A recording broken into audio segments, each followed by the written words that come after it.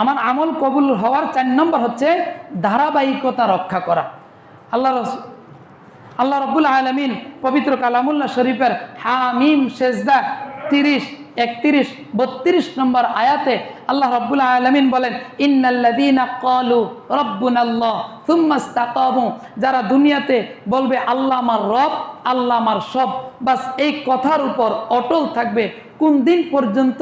মৃত্যুটা যখন একেবারে নাকের ডগায় চলে আসবে সেদিন পর্যন্ত, অর্থাৎ মৃত্যু পর্যন্ত যে ব্যক্তি স্বীকার করবে যে আল্লাহ আমার রব, আল্লাহ আমার সব, মাঝখানে ডানে বামে সামনে পিছনে যায় নাই, একমাত্র আল্লাহর দিকে তাকিয়েছিল, আল্লাহ তাআলা বলেন তাতানাজ্জালু আলাইহিমুল মালাইকা, যখন ওই ব্যক্তি মৃত্যুর সময় চলে আসবে, তাতানাজ্জালু আলাইহিমুল মালাইকা, আল্লাহ তাআলার পক্ষ থেকে ফেরেশতারা, রহমতের ফেরেশতা ওই ব্যক্তির কাছে আসবে, এসে বলবে আল্লাহ তাখাফু, কিসের চিন্তা করো, ওয়ালা তাহজানু, কিসের এত তোমার ভয়, কবর ভয়, কোনো কবরের ভয় নাই, হাসরের ভয়, কোনো হাসরের ভয় নাই, ফুলসিরাতের ভয়, কোনো ফুলসিরাতের ভয় নাই, মিজানের ভয়, কোনো ভয় নাই।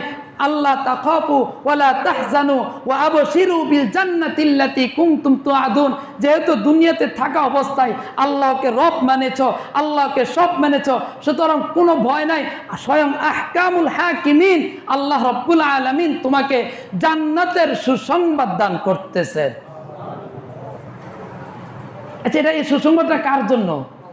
আমাদের জন্য। কার জন্য? আমাদের জন্য। আমরা আল্লাহ তাআলার বান্দা না? তাহলে যে ইবাদতটা করব এটা কি হবে? জারি রাখতে হবে।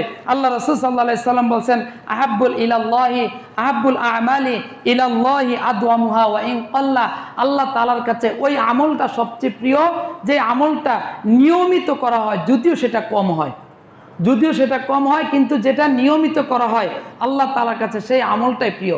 সম্মানিত উপস্থিতি,